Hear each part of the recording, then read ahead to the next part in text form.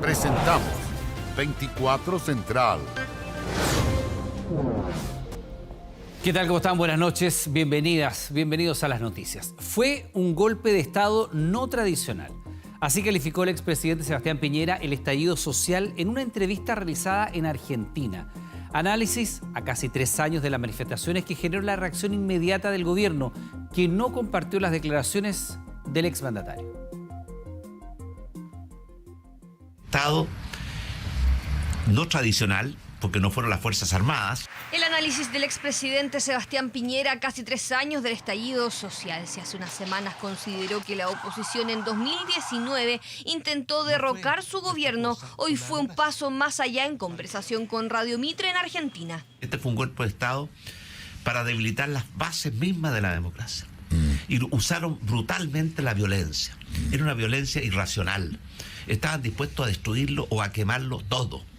Iglesias, colegios, hospitales, monumentos, planta de energía, lo que se cruzara en su camino, y el fuego fue un gran aliado de estos terroristas anarquistas. Parecer entregado desde Buenos Aires a primera hora de este viernes, capital trasandina a la que viajó el mandatario para el encuentro del Grupo Libertad y Democracia. Me gustaría obviamente conocerla por completo antes de emitir juicio y hacer un diálogo a través de la prensa en torno a esto. Necesitó tiempo para escuchar las declaraciones que el exmandatario emitió mientras la vocera de gobierno estaba de visita en la región del Maule. Sobre el 18 de octubre hay distintas opiniones y van a seguir habiendo distintas opiniones. Y uno puede opinar lo que estime conveniente opinar. Pero cuando se trata también de un exmandatario hay que tener un poco de responsabilidad frente a ese tipo de declaración. El Estado de Derecho en su gobierno funcionó. No hay ninguna evidencia o respaldo que se le pueda dar a una opinión como la que ha esgrimido. No ocurrió un intento de golpe de Estado durante el estallido social, consideró La Moneda, respuesta al ahora polémico análisis del exmandatario. Siempre sostuvimos que evidentemente aquí había una organización detrás que tuvo como fin desestabilizar al gobierno del presidente Piñera. Algunos miembros de izquierda, incluso algunos que hoy día están en el gobierno, querían derrocar al gobierno del presidente Piñera en octubre y noviembre del 2019. El estallido social fue una protesta social, inorgánica, masiva, sin conducción política. La movilización ciudadana y pacífica no puede ser considerada nunca ningún tipo de golpe de Estado, porque sería banalizar lo que ocurrió en otras épocas oscuras de Chile. Sebastián Piñera desde Argentina también tuvo palabras para cuestionar la gestión de Gabriel Boric en el gobierno. Mandatario que desde Nueva York hizo una pausa en su gira para responder. Más que por mi parte polemizar con el expresidente Piñera, lo que me interesa es destacar qué es lo que tenemos a futuro. A futuro tenemos un compromiso de todos los expresidentes vivos y quien les habla de que la violencia no es parte de las herramientas legítimas para actuar en democracia. Me parece muy importante no confundir y no poner en un mismo saco actos violentos con movilizaciones, porque hay quienes en Chile parecieran olvidarse también de que hay causas legítimas del malestar. Diferencia evidente, pero evitando polemizar con las interpretaciones sobre el estallido social realizadas por el expresidente Piñera en Argentina. Opinión donde afirmó que se intentó debilitar la democracia durante el estallido social. Y el presidente Boric culminó su tercer día en Estados Unidos luego de participar en la Asamblea General de Naciones Unidas y una intensa agenda en la OEA. Detalles en directo junto a Marian Basso desde Washington. Marian, ¿cómo estás? ¿Qué tal? ¿Cómo te va? Buenas noches. Hola Iván, muy buenas noches, hola a todos y todas. Si ustedes ven en la imagen la Casa Blanca, el símbolo de Washington, Estados Unidos, hasta donde llegó el presidente de la República, Gabriel Boric, durante esta tarde, luego de culminar su agenda en Nueva York. Una agenda durante esta mañana cargada de lo económico, tuvo un desayuno que lideró con el American Society, también con el Council of Americas, los inversionistas, ¿no es cierto?, que están presentes en nuestro país, para después participar también de una charla en Columbia, la Escuela de Negocios, y reunirse con un premio Nobel de Economía, Joseph Stiglitz. Y posteriormente a eso tomó su avión presidencial y llegó hasta acá, hasta Washington, donde estamos para participar del Consejo Permanente de la Organización de los Estados Americanos, la OEA, donde entonces expuso largamente respecto de diversas situaciones. El clima internacional, lo que está sucediendo, por ejemplo, en Nicaragua, que ya había reiterado en su discurso ante la Asamblea General de Naciones Unidas, pero también fue una instancia para recordar la conmemoración de los 50 50 años del golpe de Estado, y ahí reiteró un mensaje que ya lo había señalado en varias ocasiones, esto de que no busca imponer una verdad histórica única respecto de cuáles fueron las causas, ¿no es cierto?, de lo que pasó anteriormente al golpe de Estado, sino que se busca llegar a un consenso, consensos mínimos respecto del respeto a la democracia, también el respeto irrestricto a los derechos humanos, y que siempre es importante entonces tener esos valores por delante. Y ahí recordó también este compromiso por la democracia firmado por los expresidentes de la República, junto a su firma también en torno a la democracia, en torno al respeto irrestricto a los derechos humanos. Posteriormente a eso también participó de otra actividad, una conmemoración que se realizó en la misma sede de la OEA. Ahí se develó una placa conmemorativa, también una respillera conmemorativa al expresidente Salvador Allende, justamente en el marco de estas actividades, de esta conmemoración de los 50 años del golpe de Estado. Vamos a pasar a escuchar justamente esas declaraciones del mandatario acá en el Consejo de la Organización de Estados Americanos. Entender que la democracia hoy día tiene nuevas amenazas. Mirar al pasado no es un ejercicio estéril, que las heridas que no sanan se infectan. Tiene que ver con la verdad, con la justicia respecto a los hechos históricos, no con la imposición de una verdad histórica. No se trata de eso. Acá cada uno podrá tener diferentes interpretaciones respecto de por qué sucedieron las cosas, pero sí con hacer justicia cuando fueron vulnerados los derechos humanos de nuestros compatriotas. Sí, primera y última actividad de esta jornada en Washington del presidente Gabriel Boric, pero las actividades continúan durante el día de mañana. Quizás una de las que más llama la atención en su agenda por Estados Unidos, que tiene que ver con la conmemoración, ¿no es cierto?, respecto del asesinato del ex canciller Orlando Letelier. Recordemos que el 21 de septiembre de 1976 fue asesinado, una bomba que se puso en su automóvil que detonó, causó su muerte inmediata, también la de su asistente, justamente en Sheridan Circle, donde el presidente mañana va a liderar, donde también van los hijos del canciller Orlando Letelier, según confirmó también el canciller Alberto Van Claver, en una actividad que se va a desarrollar el día de mañana y que va a finalizar así las actividades y la agenda del presidente de la República acá en Estados Unidos. Iván y todos quienes nos están viendo, todas esas actividades con Claudia Rojas vamos a llevarlas el día de mañana en todas nuestras ediciones, para culminar así entonces la agenda del mandatario acá en Estados Unidos. Bien, Mariana, saludos a Claudia también, por supuesto, por este magnífico trabajo. Seguimos en contacto. Buenas noches. Bueno, y acá en nuestro país, antecedidos por tensas jornadas de debate en el Consejo Constitucional, este viernes, fíjese que el Pleno estuvo protagonizado por un gesto que, como pocas veces, unió al oficialismo con la oposición. La bandera nacional y un abrazo evidenciaron la relevancia de las normas en discusión, particularmente las aprobadas que hacen referencia a quienes son chilenos. Usted, don Alejandro, jamás será de derecha y yo jamás seré de izquierda. Estamos claros con eso. Pero hay algo que nos une indefectiblemente. Dos cosas. Una con una palabra, respeto, y la otra con un acto, don Alejandro. Entre aplausos de sus pares, el consejero republicano cruzó el hemiciclo al sector oficialista y, lejos de las tensiones de la última semana, protagonizó este momento. Abrazo que siguió un simbólico gesto entre oposición y oficialismo, antecedido por un sentido testimonio del delegado de la bancada socialista, exiliado en dictadura, que buscaba reafirmar la importancia de las normas en discusión.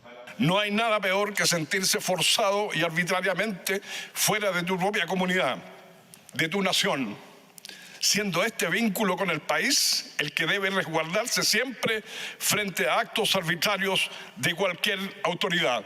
Valor de la nacionalidad tiene el primer borrador constitucional, quedó consagrado. De acuerdo al artículo, son chilenos los nacidos en territorio nacional, los hijos de padre o madre chilenos nacidos en el extranjero y quienes obtuvieren carta de nacionalización o especial gracia de nacionalización. Distinto al proceso anterior que buscaba fijar a Chile como un país plurinacional. Hay una que es jurídica, una que es constitucional y que me otorga derechos civiles y políticos.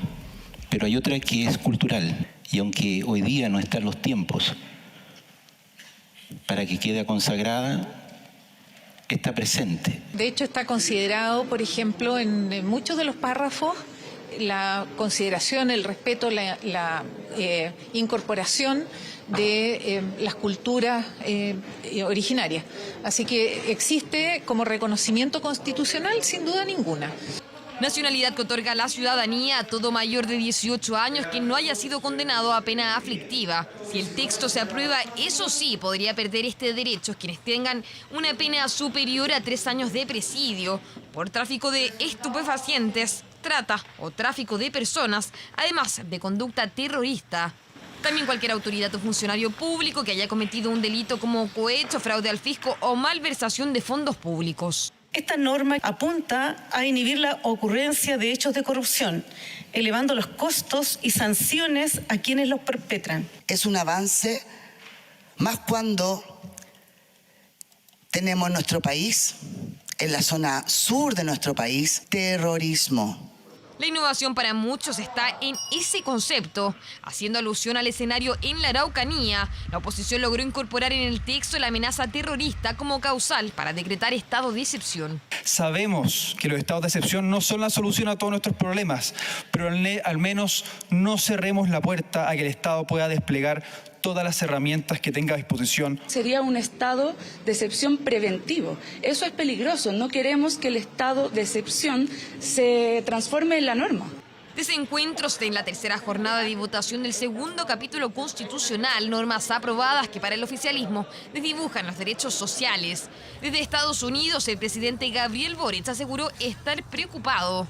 Por cierto que hay preocupaciones, pero yo no soy catastrofista y no me voy a situar ni prestar para generar antagonismos en esto. Yo quiero que al Consejo le vaya bien. Consejo Constitucional que entre encuentros y desencuentros ya dibuja el primer boceto del texto. Plenos intensos y extensos que continúan este sábado cuando los 50 consejeros aborden un nuevo capítulo de la propuesta constitucional. Y el gobierno va a solicitar a la Corte Suprema la ampliación del plazo para cumplir el fallo que obliga a las ISAPRES a devolver cobros en exceso. Al Congreso le quedan 70 días para discutir la ley corta que empuja la moneda y que es clave para el futuro de las aseguradoras privadas. Obviamente me genera incertidumbre. Yo tengo hijos, familia, obviamente, que están afiliados a la ISAPRES. Si cobraron de más, tienen que pagar, tienen que devolver. Eso es todo, no hay más discusiones. Son las sensaciones que manifiestan los afiliados respecto a la situación de las ISAPRES. Todo tras el fallo que en diciembre del año pasado emitió la Corte Suprema y que obliga a las aseguradoras a devolver cobros en exceso y ajustar la denominada tabla de factores. Se tienen que dar las condiciones para que exista el equilibrio y ese equilibrio permita seguir otorgando las coberturas en adelante. El problema de las ISAPRES es que siguen planteando problemas y no soluciones. Han pasado largos meses de debates, cuestionamientos e intensas discusiones en el Congreso sin que surja un acuerdo respecto a la ley corta impulsada por el gobierno justamente para cumplir este fallo judicial. Por ello, la moneda notificó al Senado la intención de pedir una nueva prórroga de 6 meses al máximo tribunal del país.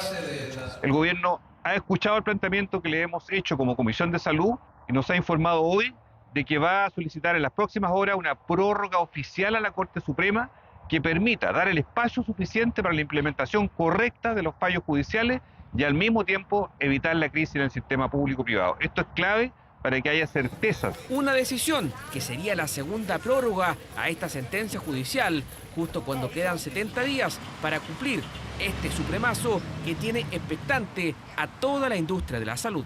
Nos parece adecuado para que podamos trabajar de la manera más correcta posible y podamos tener una pronta solución a la crisis de la ISAPRE que tenemos hoy día en el país. Ya se está acabando el tiempo y una quiebra sistémica está a puertas, si es que no se adoptan las medidas de rigor.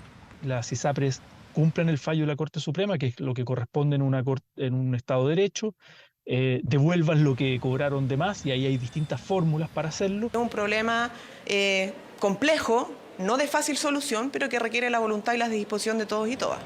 Las ISAPRES evitaron comentar esta decisión que alista La Moneda, a la espera que por estos días una comisión técnica nombrada por el Congreso analice las posibles soluciones a esta crisis. El informe final se conocerá en 2 semanas y será el insumo que usará el Congreso para discutir la ley corta de las ISAPRES y el proyecto que fortalece a FONASA. Yo estoy de acuerdo con seguir pagando, seguir teniendo cierta cotización por tener una mejor prestación, porque está colapsado generalmente lo que es la salud pública. En que ya llevamos 15 meses en que no devuelven ni un peso y las ISAPRES no van a quebrar. Hay retraso en el pago de su licencia. Esto no me pagan desde el año pasado. ¿Cómo vives tú? La ISAPRE te cobra igual todos los meses. Efectos de esta tensa discusión que ya sienten los casi 3 millones de afiliados al sistema privado de salud. Fue identificado a través de 30 interceptaciones telefónicas, conversaciones en las cuales filtraba datos clave al líder de uno de los brazos armados de una agrupación violentista desarticulada este jueves. El informante era un carabinero activo que recibió millonarios pagos a cambio de datos usados para concretar atentados y robar madera.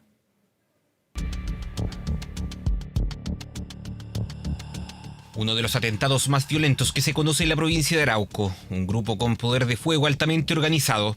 Las cámaras de seguridad revelaron el actuar de este brazo armado de la resistencia mapuche Lafkenche, que destruyó más de 30 maquinarias en esta faena forestal en abril de 2022. Una orgánica a la que pertenecían parte de los 11 detenidos que cayeron este jueves en un masivo operativo de la PDI y la Armada en Cañete, Curanilahue y Los Álamos. Son integrantes de esta estructura criminal, como señalé, un brazo operativo de resistencia mapuche Lafkenche. Pero cómo actuaba el grupo tenía apoyo y cobertura, no cualquiera. Era de un carabinero activo. Su colaboración quedó registrada en más de 30 conversaciones que sostuvo con el líder de la banda entre julio y septiembre de 2022. Las interceptaciones fueron reveladas en su formalización.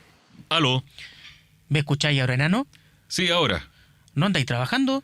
No, porque estoy saliente de noche, por eso te hablé anoche. Ah, ya.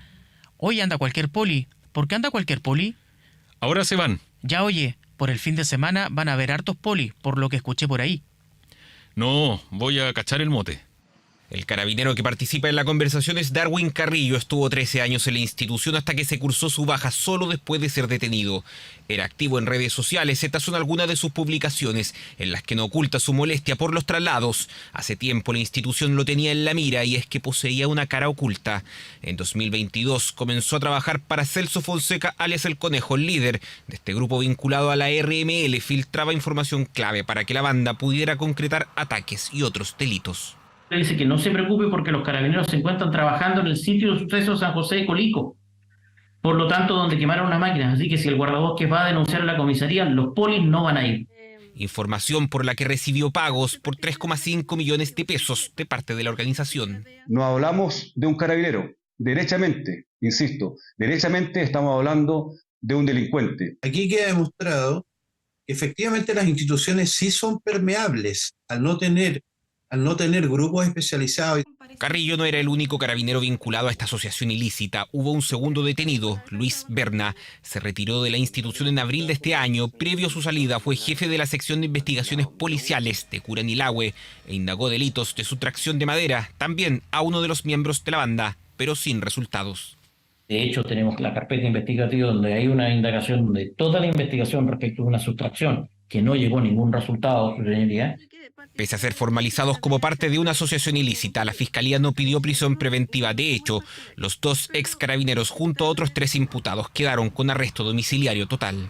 Legalmente, no existiendo circunstancias modificatorias que perjudiquen a su responsabilidad penal, el rango de pena no permite establecer una medida cautelar de prisión preventiva. Es inexplicable que la Fiscalía haya dicho que hay irreprochable conducta anterior. Espero que las sanciones que se otorguen a los 2 carabineros involucrados en estos hechos delictuales y terroristas sean las más duras y ejemplificadoras. Ahora los 5 imputados que quedaron con arresto domiciliario total están detenidos en tránsito. Esto debido a que los querellantes, entre ellos el Ministerio de Interior, presentaron una apelación que busca endurecer esta medida cautelar. ¿Qué justifica nuestra opinión de que debería mantenerse la prisión preventiva para los 11, la gravedad de los delitos. Ahora la Corte de Apelaciones de Concepción tendrá que resolver si mantiene o modifica el arresto domiciliario para los 5 imputados, entre ellos los 2 ex carabineros, mientras los otros 6 integrantes de esta asociación ilícita quedarán en prisión preventiva y se fijaron 3 meses para la investigación. Fíjese que a más de 2 años del asesinato de la subinspectora de la PDI, Valeria Vivanco, comenzó el juicio contra el único imputado, quien era su compañero, Leonel Contreras, sindicado como el autor del disparo que le costó la vida. Su defensa acusa que el detenido está siendo acusado injustamente y que habría sido otro detective el responsable. Y yo quiero decir, delante de todos los presentes, que yo no maté a Valeria Vivanco. Una frase que resonó en el tribunal. En el estrado, Leonel Contreras, el único imputado por el asesinato de la subinspectora Valeria Vivanco el 13 de junio del 2021.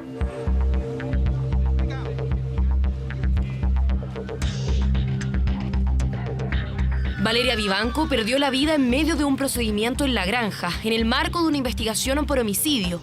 Fue cuando intentó, junto a sus compañeros, fiscalizar un vehículo blanco marca Kia, cuando un disparo le causó una herida letal en el tórax. El siguiente video corresponde a su llegada a un recinto asistencial.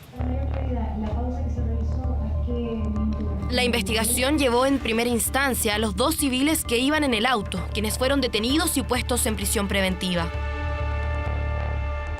Sin embargo, 5 meses más tarde el caso daría un vuelco y se comprobaría que el arma que efectuó el disparo correspondía a uno de los 3 detectives que la acompañaban en el procedimiento. Hay que recordar que este fiscal, Cristian Toledo, formalizó a los 2 jóvenes inocentes de este hecho. Eso es un tremendo error, es muy grave. Nosotros no somos amigos del fiscal ni de ningún fiscal. El responsable, según las pruebas que mantiene el Ministerio Público, Leonel Contreras, quien en ese entonces hacía su práctica en la Brigada de Homicidios. Valeria le estaba apuntando a la ventana del conductor del vehículo y yo estaba apuntándole al vidrio polarizado trasero. En ese momento yo escuché el disparo. Un disparo que dice que no percutó y que tampoco vio quién lo hizo. De eso ya han pasado 2 años. Contreras renunció a su derecho de guardar silencio y declaró en una sala donde se encontraba la familia de Valeria. En ella, distintas pruebas, como videos y fotos, fueron presentados mientras el único imputado era interrogado. De ser declarado culpable, arriesgaría 15 años por el delito de homicidio. La persona que está más a la izquierda soy yo. Las otras 2 personas son personas que estaban esperando atención. Y en brazo, con el dorso hacia las 2 personas primeras, va Valeria Vivanco. Pruebas balísticas sobre la trayectoria del disparo y el proyectil encontrado son parte de las pruebas que lo inculparían. Sin embargo, para la defensa, el caso debería dar otro vuelco debido a la trayectoria balística. Imposible, como ya les mencioné, que mi representado haya disparado y que la bala haga un recorrido de abajo hacia arriba y de atrás hacia adelante. Pero ¿sabe su señoría quién se encontraba sentado detrás del oficial Vivanco? El conductor del vehículo, subcomisario Felipe Gallarza. Una hipótesis que el Ministerio Público descarta. Serán 7 peritos balísticos quienes testificarán durante el juicio para probar que quien disparó el arma fue Contreras. De acuerdo a lo que nosotros traemos como medio de prueba, entendemos que no fue un accidente, sino una acción directa, que la persona que portaba esta arma, que es el acusado Contreras, de manera directa e intencionada efectuó el disparo, y eso se entiende a nosotros como un delito de homicidio y no un eventual cuasidelito. Muy temprano en la mañana, familiares y amigos de Valeria llegaron hasta las afueras del Centro de Justicia. A más de 2 años de su muerte, esperan que este juicio les dé la tranquilidad de saber quién fue el responsable de su muerte. Queremos la verdad, y en esa línea nosotros hemos tratado de dilucidar las dudas que podíamos haber tenido, cosas que este juicio se supone que nos tienen que aclarar. Vamos en camino a la verdad, y eso Valeria, desde donde esté, lo sabe porque hemos hecho una lucha gigantesca. Con una personalidad como de superpolicía, algunos colegas describen a Contreras, un rasgo que dicen lo habría llevado a disparar aún cuando Valeria Vivanco estaba en la línea de fuego.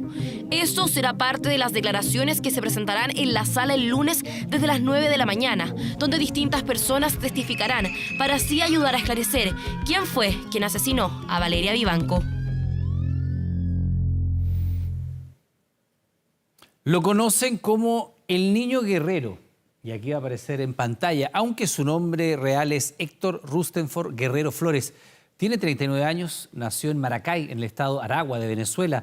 En 2010 ingresó por primera vez a la cárcel de Tocorón y el año 2018 fue condenado a 17 años de cárcel por homicidio, tráfico de drogas, usurpación de identidad, ocultamiento de armas de guerra, entre otras causas. ¿Por qué estamos hablando de él? Porque es nada menos que el líder de la organización criminal conocida como el Tren de Aragua y porque no se encontró su rastro después de que la policía ingresara esta semana a la cárcel de Tocorón, lo cual ha desatado una búsqueda en todo el continente. Josefa Bustos nos cuenta más.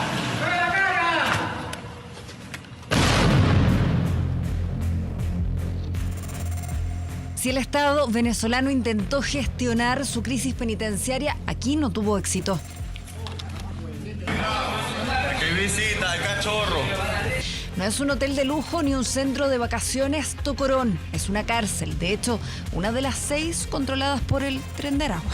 Todo esto, parte de aquí donde tienen ganado. Como un mini zoológico. En realidad no es como una cárcel, es más como una especie de ciudad pequeña, donde había todas las cosas que uno puede conseguir en una ciudad, digamos, habitualmente. Una discoteca, restaurantes, estadio de béisbol, un zoológico, una especie de agencia bancaria, comercios. Pero el más peligroso de los reos, nadie sabe dónde está. No, de ninguna manera se sabrá si en algún momento lo detienen o él aparece o de pronto pasa las sombras, de pronto ya tiene una nueva identidad, de pronto, bueno, quién sabe qué pasó con el Niño Guerrero. Cuando Pablo Escobar murió el 2 de diciembre de 1993, ese mismo día, 10 años antes, había nacido otro de los más poderosos criminales de la región. Héctor Rustenford Guerrero Flores, el Niño Guerrero. Era el jefe, la autoridad máxima. Fuera de la prisión, fuera de la entrada de la prisión estaba la seguridad de la Guardia Nacional. Todo lo que pasaba en la prisión parecía que era decidido por él, que era ordenado por él. Era la persona que controlaba a todos. Con 39 años, cabecilla del Tren de Aragua. Su historia la cuentan sus delitos: secuestro, extorsión, tráfico de drogas, homicidios. Tocorón, su centro de operaciones, él. Amo y señor. El Ministerio para el Servicio Penitenciario confirmó la fuga de Héctor Gabriel Guerrero Flores. Así informaban su fuga hace 7 años. Entraba y salía. Tocorón era su casa y extorsionó a quienes creían otra cosa. Hoy las dudas sobre su paradero crecen y la preocupación también. Sí, encontramos uno por uno. Se dice que hace varios días que ya estaba fuera del penal, que había logrado escaparse del penal. Por cierto, se dice que del penal se escaparon 500 hombres sobre una población de 3.000, es decir, se escapó, vale decir, todo el Tren de Aragua. Los brazos de esta megabanda criminal se extienden en gran parte del cono sur, Chile entre ellos. No hay indicios que esté en territorio nacional, pero la alerta se activa. Por supuesto que nuestra policía está alerta, pero no tenemos ningún antecedente que permita afirmar que el líder del Tren de Aragua está en Chile, ninguno. Avanza. ¿Quiénes huyeron? Huyó Héctor Guerrero Flores y ¿quién más huyó con él? Bueno, fíjate que ese personaje que tú acabas de mencionar, él estaba en libertad. Pero nosotros presumimos que él se encuentra en alguna parte, porque no estaba aquí, ¿verdad? Sí estuvo aquí, pero él ya estaba en libertad. Pero muy probablemente sí, ya le hubieran dado libertad plena y él seguiría viviendo dentro de la cárcel, porque en la cárcel estaba mucho más protegido que fuera de la cárcel. Otra muestra del poder que tenía y sus vínculos. Según el Observatorio Venezolano de Prisiones, no hay rastros del Niño Guerrero ni ninguno de sus más cercanos. Todo indica que el operativo policial fue conversado y pactado antes con ellos. Es poco probable que simplemente de un día para otro, después de que vemos todo lo que había en esa prisión durante tantos años, de un día para otro simplemente el Estado decide entrar y entra sin ningún tipo de resistencia, ¿no? Tuvo que haberse conversado con alguien. ¿Con quién? Pues no lo sé. Por cierto, es muy llamativo que a esta altura del juego la policía y la fiscalía venezolana, que son tan diligentes para pedir órdenes de capturas internacionales contra líderes políticos, no haya hecho ninguna orden de captura internacional por Héctor Guerrero, alias el Niño Guerrero, ni por ninguno de esos secuaces. No, eso no ha sucedido. Existen versiones de que podría estar en Cúcuta, Colombia, o en cualquiera de los lugares donde el Tren de Aragua extendió sus redes en total impunidad, mientras su liderazgo por el momento no corre peligro, ni seguramente su ascenso criminal.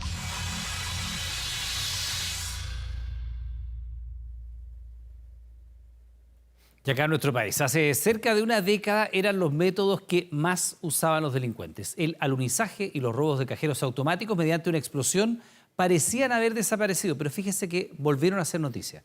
Anoche, desconocidos atacaron un centro comercial y vaciaron 2 tiendas, mire.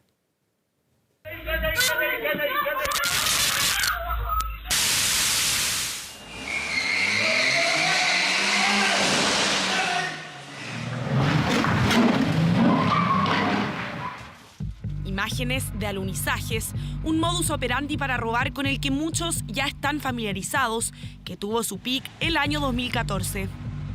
El que entran con un auto, es el más o menos, con un auto rompen una reja. Y es el de los autos que van y se meten a las tiendas, chocan las puertas. Que con el auto te rompen una tienda, ¿no? Rompen de raíz las barreras de seguridad que sean necesarias y una turba de delincuentes se lleva lo que puede. Todo en cosa de segundos, método que ha ido variando y que hoy vuelve a tomar protagonismo. Podemos poner 1000 medidas de seguridad y va a haber una que no va a funcionar en algún momento. Los delitos van mutando. Las mismas personas que cometen delitos no se van jubilando, simplemente cambian la forma de delinquir. La madrugada de este viernes, un grupo de al menos 10 delincuentes ingresó en 2 vehículos al Mall Patio Outlet de Maipú.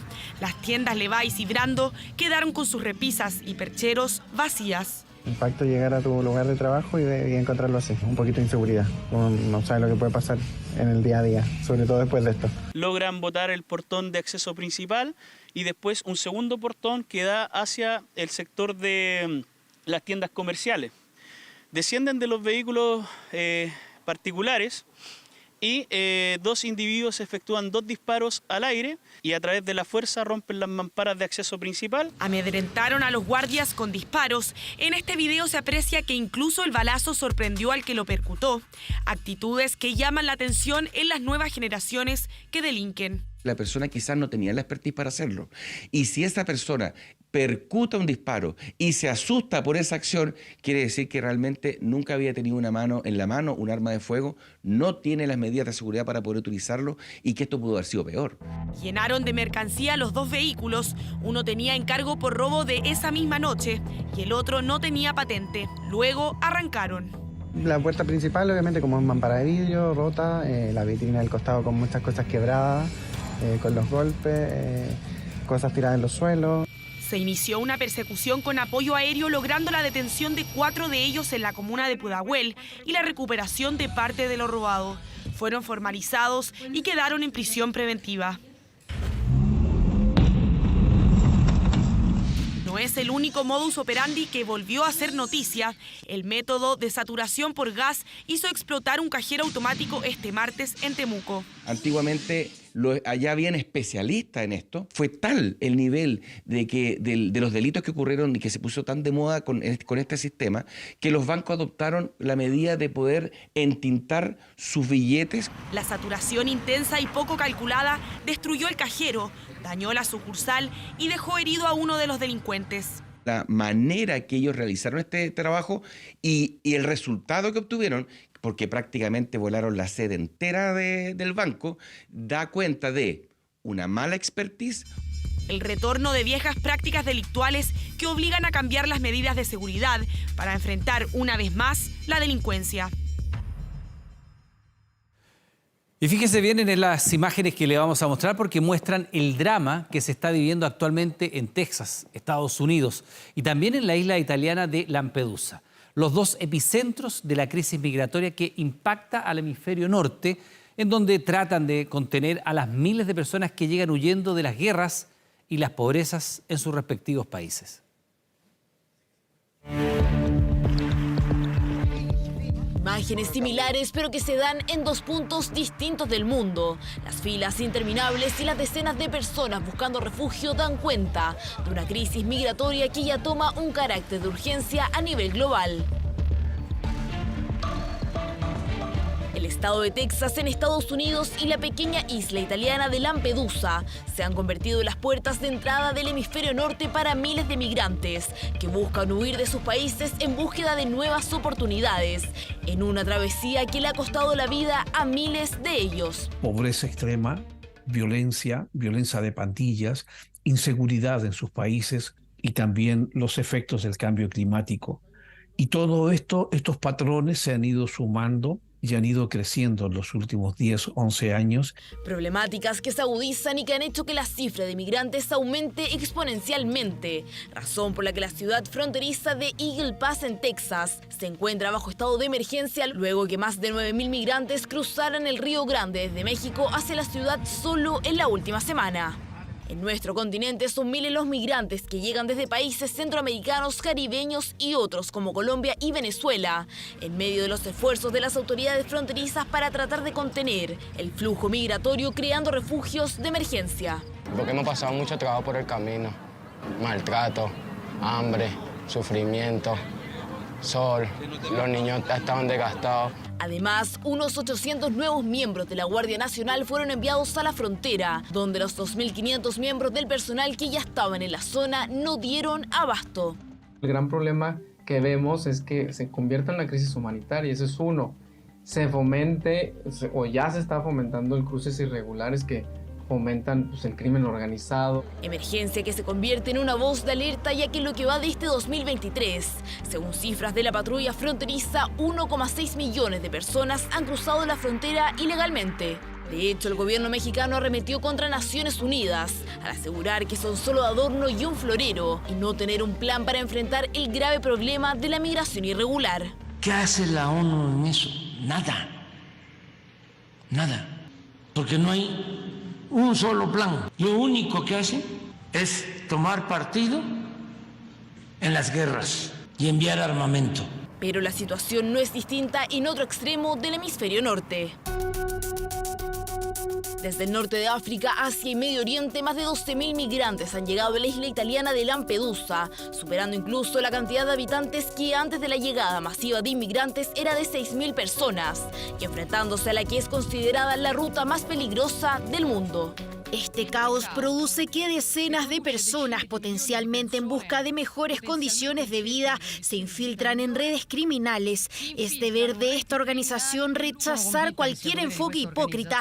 Efectivamente, desde 2014, más de 28.000 migrantes han desaparecido en las aguas del Mediterráneo en un intento por llegar a Europa desde África, esperanzados en llegar a países como Alemania, que ya comunicó su decisión de posponer hasta nuevo aviso la acogida de migrantes en el marco de un plan europeo de solidaridad voluntaria, postura que comparten otros países del continente. Francia no aceptará a los migrantes que vienen de Lampedusa. Situación que ocurre en medio de la visita del Papa Francisco a la ciudad de Marsella, en el sureste de Francia, donde hizo un llamado a humanizar las posturas oficiales para enfrentar la crisis migratoria.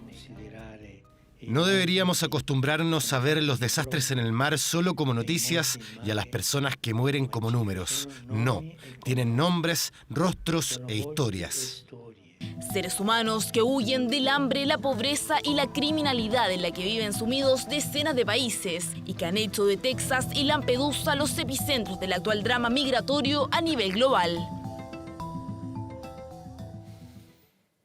Y cambiamos de tema para contarle de un estudio de la empresa Ipsos que preguntó en varios países de América Latina, entre ellos Chile, cuál es el medio de pago más común entre los ciudadanos.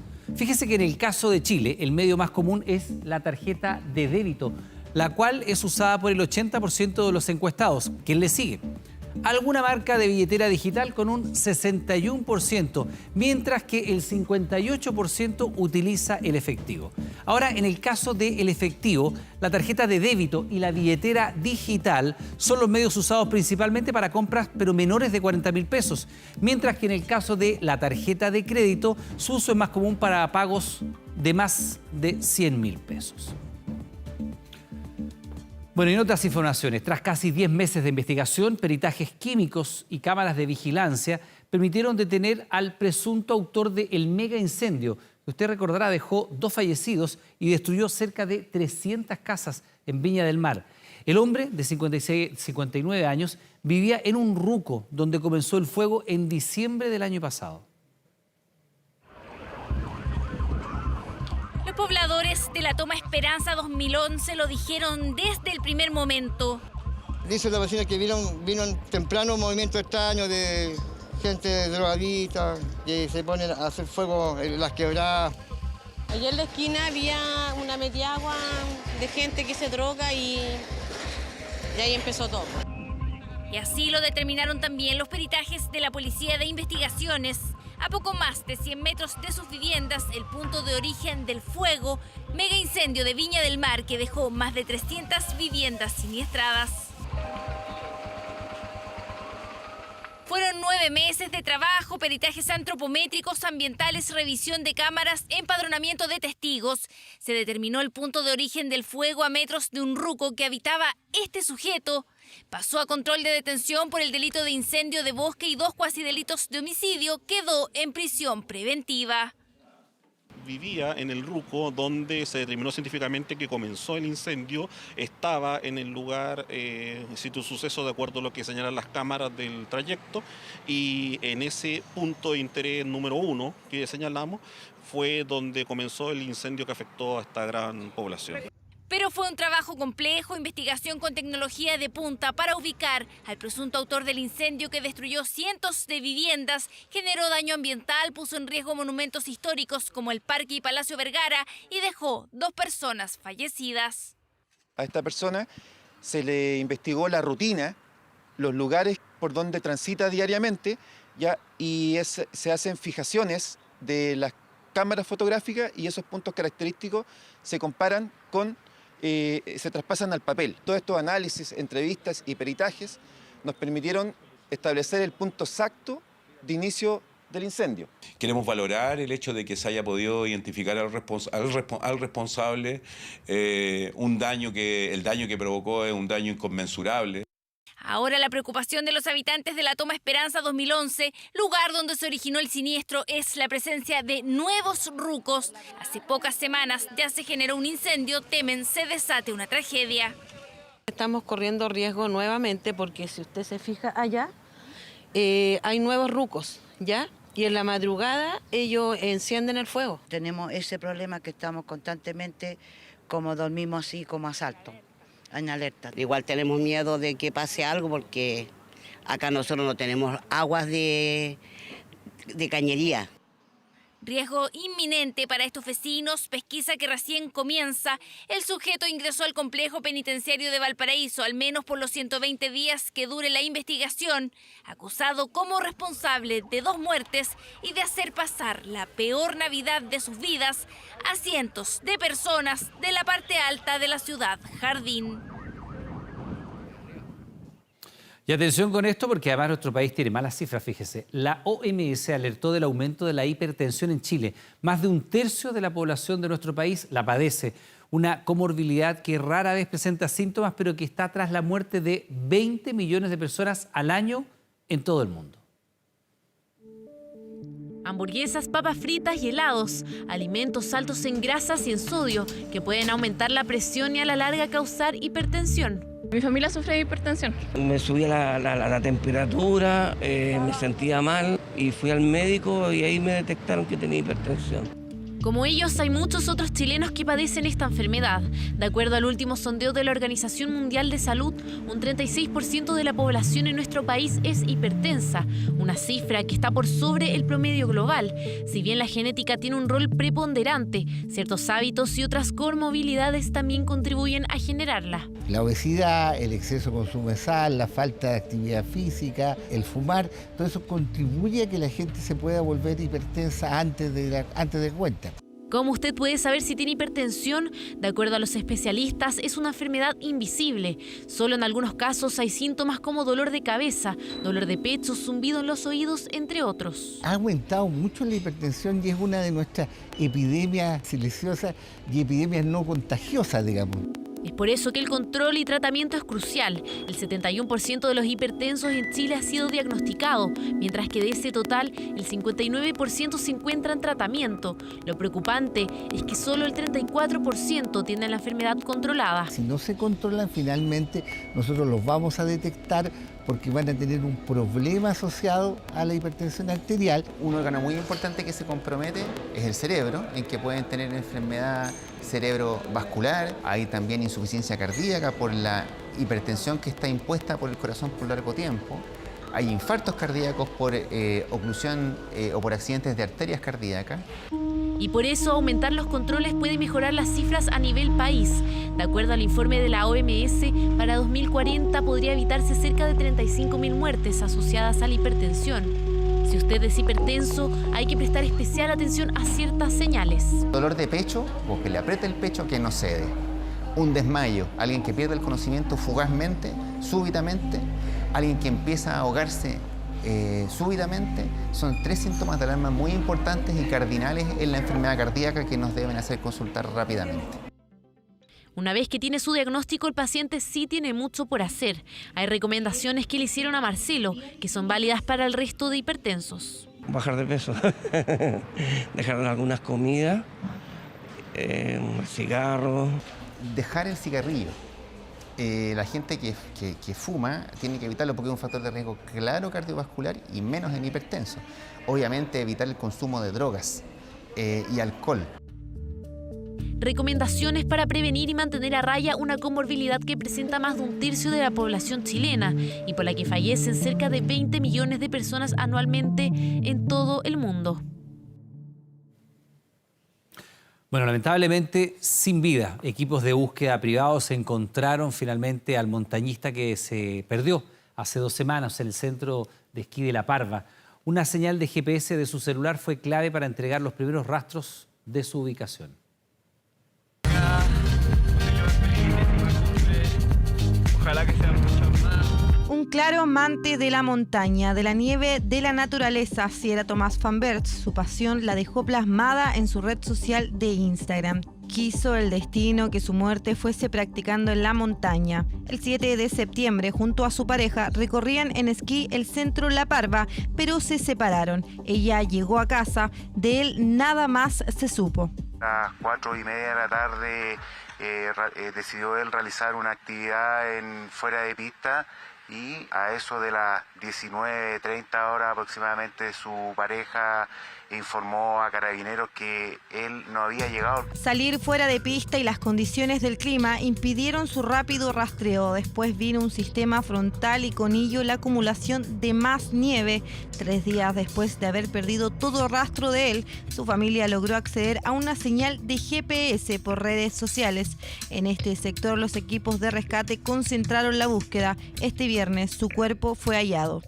Ha existido un trabajo coordinado durante estos últimos días con el personal de Carabineros y diferentes actores como familiares y esquiadores profesionales para dar con el paradero del joven Tomás. Los equipos de rescate solicitaron un helicóptero para trasladar el cuerpo. Lo que ahora se debe determinar es qué fue lo que sucedió aquel 7 de septiembre que causó la muerte de este joven, una caída con un golpe fatal o hipotermia. Los centros de esquí tienen demarcados los sectores oficiales donde la gente, los esquiadores pueden hacerlo, por lo que si una persona decide hacerlo fuera de pista, tiene que considerar que el rango de búsqueda es mucho mayor, el perímetro se hace mucho más grande, por lo que es más difícil ir en búsqueda de esa persona. El cuerpo se encontró cerca del mediodía por un equipo de rescate particular contratado por la familia que trabajó desde el 8 de septiembre incansablemente para encontrar al joven. El rescate del cuerpo fueron horas de trabajo debido a las distancias y dificultades del lugar. Revuelo han causado estas imágenes en Argentina, en donde una mujer acumula miles de seguidores por su supuesto don de sanar a las personas. Largas filas se han tomado la ciudad de Rosario, en donde incluso la mamá de Messi la ha ido a visitar. Mire. Con las manos sobre la cabeza de los creyentes y rezando en arameo, antigua lengua utilizada por Jesús y sus discípulos, esta mujer de 44 años se ha convertido en la nueva esperanza de sanación de miles de personas en Rosario, Argentina. Yo vine por un ardor que tenía todo el cuerpo y cuando le dije a ella, al momento se me fue el ardor. Porque tengo muchas enfermedades y tengo también un sobrino que está enfermo. Ella es Leda Bergonzi, de 44 años, quien hace 8, asegura, recibió los carismas de la liberación y la sanación de la Iglesia Católica, lo que le permite terminar con las enfermedades de sus seguidores.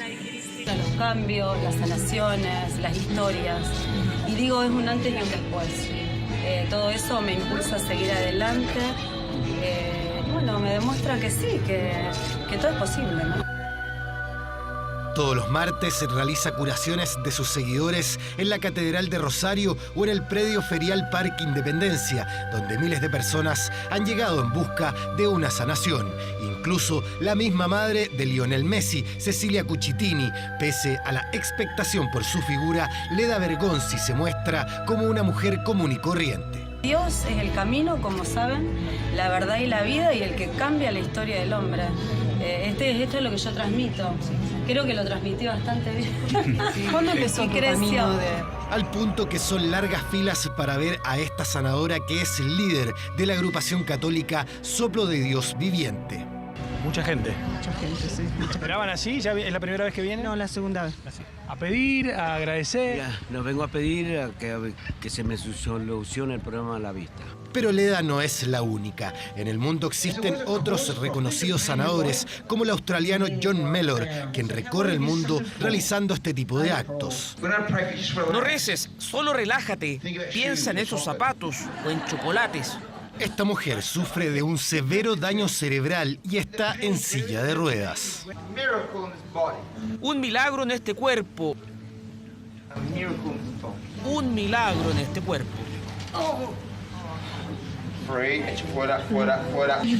¿Qué es lo que sientes? El poder de Jesús.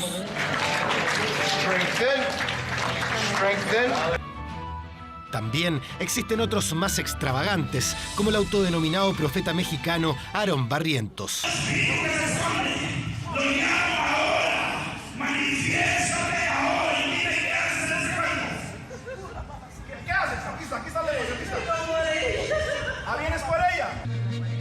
En nuestro país, uno de los casos más icónicos de supuestos poderes divinos es el vidente de Peña Blanca, un joven de 17 años quien aseguraba que la Virgen le hablaba en 1983. Su historia movilizó hasta 100.000 personas, aunque la iglesia desmintió este caso. Por su amor al dinero, al honor y al placer, se han convertido en cloacas de impureza. Mientras tanto, al otro lado de la cordillera sigue creciendo el interés por ser sanados por Leda Bergonzi, una historia que deja en evidencia que la fe para algunos puede mover montañas.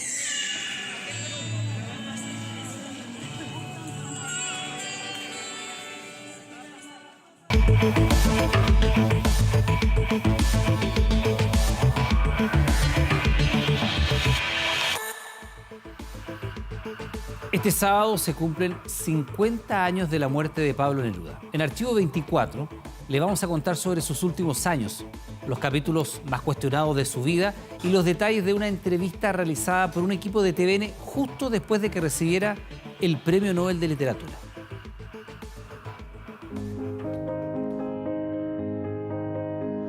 Me llamo Pablo Neruda.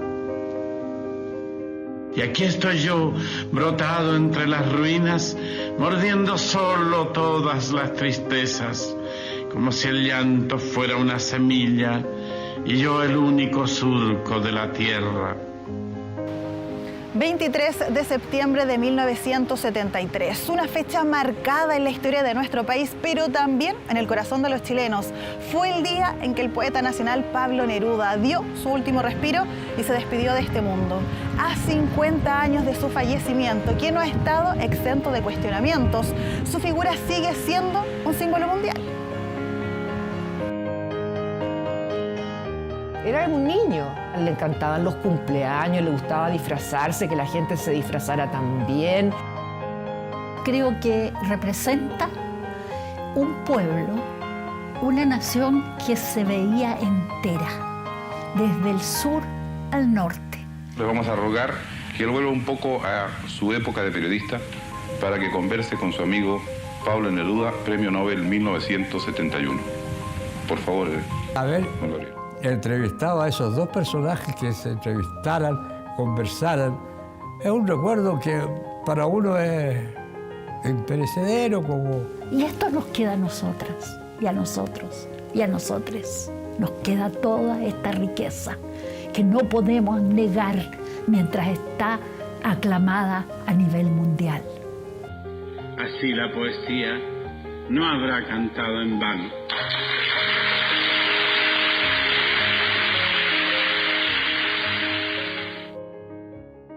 Neruda, siendo de un lugar pequeño, ¿no?, habiendo crecido en Temuco, habiendo nacido en Parral, es un chileno con espíritu nómade, ¿no?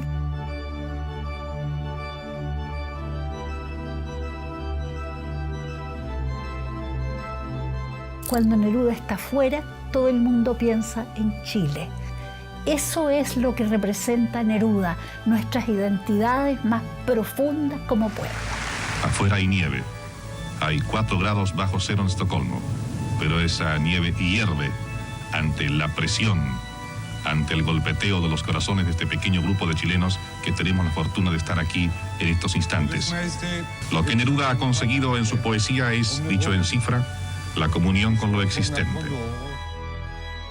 Descrito como uno de los artistas más destacados e influyentes del siglo XX, Neftalí Reyes Basualto recibe en Suecia en 1971 el mayor honor en su disciplina, el Premio Nobel de Literatura, el segundo para nuestro país.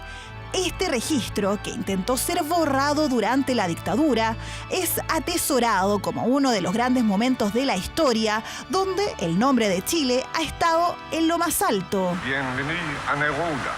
Reciban a través de la televisión este obsequio que les ha conseguido con amor uno de sus hijos, Pablo Neruda, el hijo de obrero que estrecha la mano de un rey.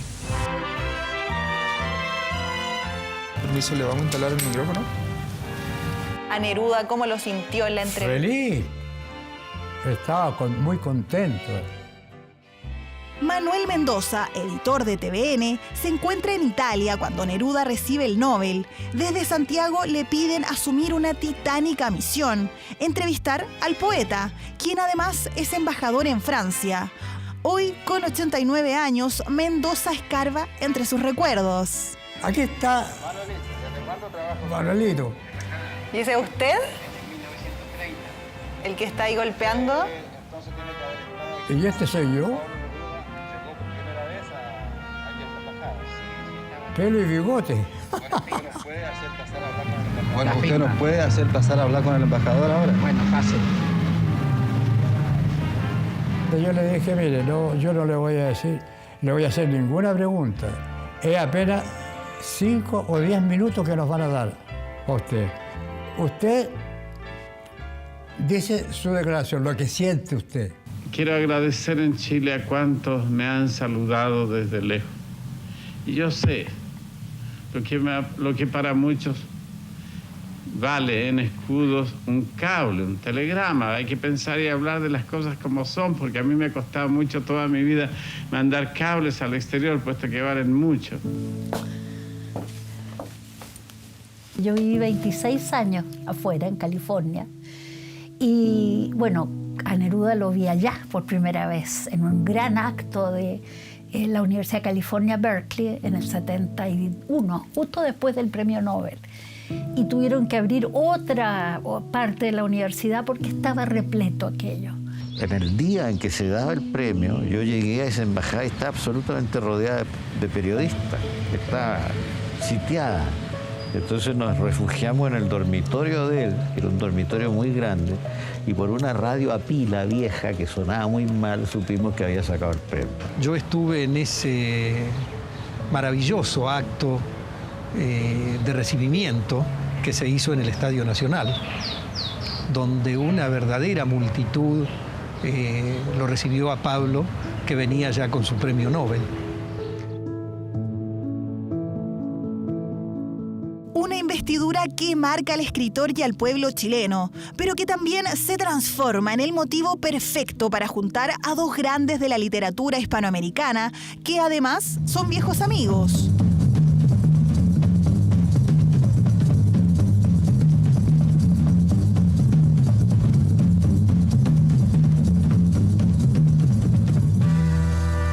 A mí me gustaría saber qué piensas tú, Pablo, cuando se trata de la poesía. En realidad, el poeta tiene cierta tendencia a alejarse de la realidad viva, de la realidad actual, de la realidad viviente. Para los chilenos que me escuchan, quiero hacer hablar también a un nuevo personaje. No solo tú y yo debemos conversar aquí, sino que voy a presentar a la última fiera que traigo del África. Un león auténtico, y le preguntaremos algo. ¿Quién piensas de estos dos tíos que acaban de hablar tanto, de estos dos señores? Se ha quedado callado. Ha sido más tarde. Es un silencio muy expresivo.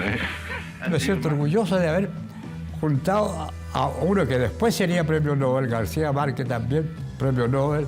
Entonces, haber entrevistado a esos dos personajes que se entrevistaran, conversaran, es un recuerdo que para uno es imperecedero. Como el escritor Gabriel García Márquez. Además de Mendoza, en estas dos entrevistas con Neruda participa Augusto Olivares, director de TVN de la época y quien termina suicidándose en La Moneda el 11 de septiembre de 1973. Sí, efectivamente, esta es una exclusividad mundial. Aquel mejor soldado. Sin duda, el premio Nobel es la coronación a la exitosa carrera del poeta chileno. Sin embargo, ni su vida privada ni sus obras han estado exentas de cuestionamientos. Cuando leí Confieso que he vivido, confieso que no era la poesía. Eso es lo primero. El caso de la violación tenía 23 años y no hay justificación posible. Yo soy feminista y, por cierto, eso es algo que me choca. En ese sentido, digo yo que es un síntoma. Lo que vemos en la biografía es un síntoma de un patriarcado demasiado largo. Además del abuso, Neruda también fue señalado por la casi inexistente relación que tiene con su única hija, Malva Marina. Su hija, con su señora, estaban viviendo en medio de la invasión nazi. Y él no podía, ya muy cercano al apoyo a los republicanos y los comunistas, aparecer allá. Pero eso tampoco es una excusa. 2 años después de recibir el Nobel, en 1973, el país y el mundo se conmocionan con el golpe de Estado. Neruda, ya de regreso en Chile, quiere hacer algo, pero su avanzado cáncer a la próstata lo obliga a mantenerse alejado de la vida pública en su casa en Isla Negra.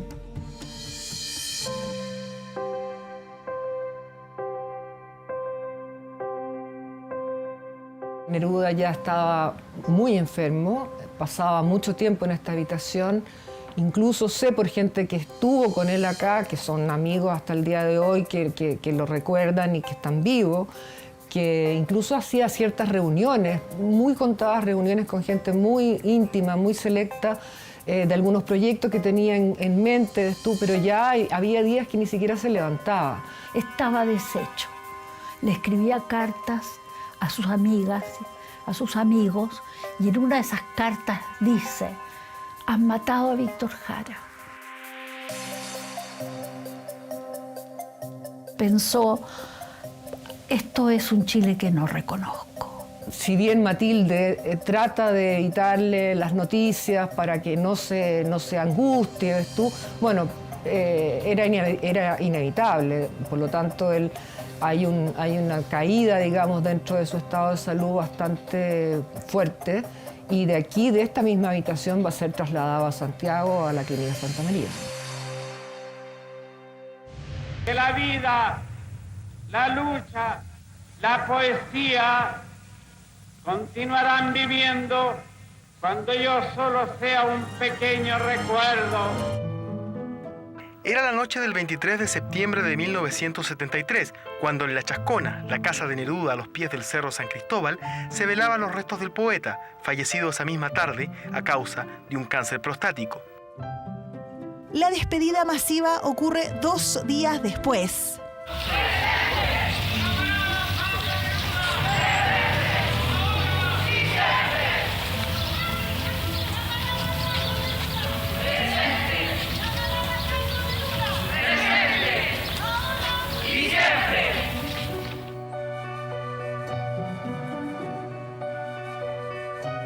25 de septiembre de 1973 se efectuaron en el Cementerio General los funerales del Premio Nobel de Literatura Pablo Neruda. Fallecido a los 69 años de edad, el cortejo se inició en su casa La Chascona. Acompañaban sus restos amigos, familiares, intelectuales y personalidades políticas. Durante el recorrido, hombres y mujeres de nuestro pueblo se atrevieron a salir a las calles para despedir al poeta que tanto pensó en ellos. ¡No has muerto, no has muerto! ¡Solamente has quedado dormido! El certificado de defunción emitido por la Clínica Santa María asegura que Pablo Neruda muere producto de una caquexia cancerosa, es decir, de un deterioro funcional derivado de la metástasis en su cuerpo, versión que con el correr de los años ha sido puesta en duda. No creo que Neruda haya salido de acá pensando, oh, me voy a ir a morir. No es el cáncer lo que yo creo que lo mató. A estas alturas, con todos los elementos que hay, con los diferentes paneles que se han hecho, creo que ya se puede tomar una determinación y llegar a una conclusión respecto de cuál fue la causa de muerte del don Pablo Neruda. Las pericias a los restos del poeta empiezan en 2013, tras la reunión de un panel de expertos. 4 años más tarde, un segundo grupo de forenses encuentra muestras de una particular bacteria. Se descubrió la bacteria del botulismo en su molar, en el molar, que quiere decir que llegó al ADN. Y eso no puede haber sido parte de sus remedios en la clínica. Las declaraciones del médico Sergio Draper Juliet. Según la investigación judicial, fue el último doctor que estuvo con Neruda antes de su muerte. Seguidamente veo al señor Neruda, un paciente agónico en Anasarca, cuerpo hinchado producto de edema y con una probable fractura patológica del fémur, al parecer el derecho, producto de metástasis. Enseguida tomo contacto con la citada enfermera, dándole instrucciones de administrar el medicamento por vía intramuscular. Que hubo inyección, sí hubo, pero se tenía que determinar si esta inyección o esta aplicación de esta inyección fue para calmar los dolores del señor Neruda o fue algo que pudiese haber sido inoculado con un fin distinto. Este año, un tercer panel de expertos, esta vez de más de 8 países, toma el mando de la investigación. Pero, debido al secreto sumario, los peritos no han podido dar declaraciones de sus resultados hasta ahora. 10 años de investigación sobre la muerte de Pablo Neruda que siguen bajo un manto de misterio.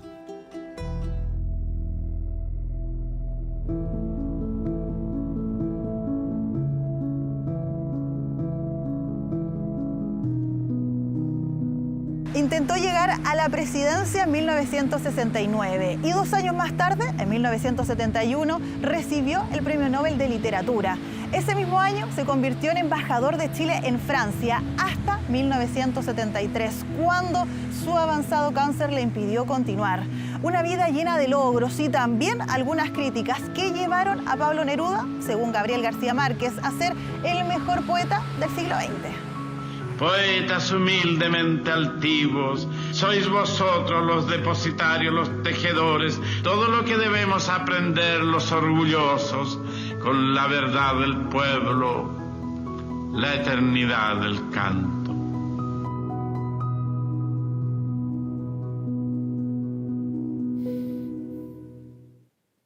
50 años ya de la muerte de Pablo Neruda. Pasan de las 22 horas. Aprovechamos de recordarle que a partir de estos momentos, Televisión Nacional de Chile está autorizada para transmitir programas para mayores de 18 años. Hace casi 3 años se estrenó y ya reúne más de 65 millones de usuarios en todo el mundo. Genshin Impact es un videojuego de aventura y fantasía, hoy responsable de lo que estamos viendo. Largas filas en algunas estaciones del metro de Santiago. ¿Y todo para qué? Para obtener alguna de las tarjetas VIP diseñadas en su honor. Estas unidades estuvieron disponibles en las estaciones Tobalaba, Baquedano y Universidad de Chile, a un costo de 1.500 pesos sin carga, pero ya a las 15 horas estaban completamente agotadas. Esta edición limitada emula otras iniciativas de personalizar la VIP, como han sido, por ejemplo, las tarjetas de Condorito, también del detective Pikachu. Y el gran éxito de esta venta refleja el impacto de este videojuego, el tercero de la saga en todo caso, que ha recaudado más dinero que, por ejemplo, el famoso Fortnite. Es un juego bastante completo y en realidad yo creo que por eso hay tanta temática y tanta gente acá tratando de conseguir la tarjeta. El chico decía de que quedaban como 80 tarjetas en la Universidad de Chile y yo dije, chuta, no, mejor me vengo para Tobalaba, mejor. ¿A la segura? Sí. Ya, y tenemos una invitación para este domingo, después de 24 horas central, el documental del Departamento de Prensa de TVN que ha conmovido a millones de latinoamericanos. Darién, el infierno de los migrantes. Más de 8 millones de personas lo han visto en Internet. Un documental periodístico que estremeció a América Latina. ¡Pila ahí, compa! ¡Pila ahí, compa! ¡Que se agarre duro! Que este sueño no es para todos. Que la selva no es para todos. Un equipo de TVN registró la crisis humanitaria en una de las selvas más peligrosas del mundo. En este viaje sí fue la locura total. ¿Cuánto? 18 muertos, contados. Darién, el infierno de los migrantes. Domingo, después de 24 Central. 24horas.cl. Ya, se acabaron las fiestas patrias y TVN Play despedirá el mes de la chilenidad con nuevas temporadas y estrenos. Entretención, ficción, documentales y mucho más. Recuerda que TVN Play incluye las señales en vivo de TVN de 24 horas, TVN3 y NTV completamente gratis. Bien, terminamos las noticias. Como siempre, le damos las gracias por estar junto a nosotros. La invitación es que permanezca en nuestra sintonía. Ahora viene Cine Chileno con la película No quiero ser tu hermano de Gonzalo Badilla. Que tenga buenas noches.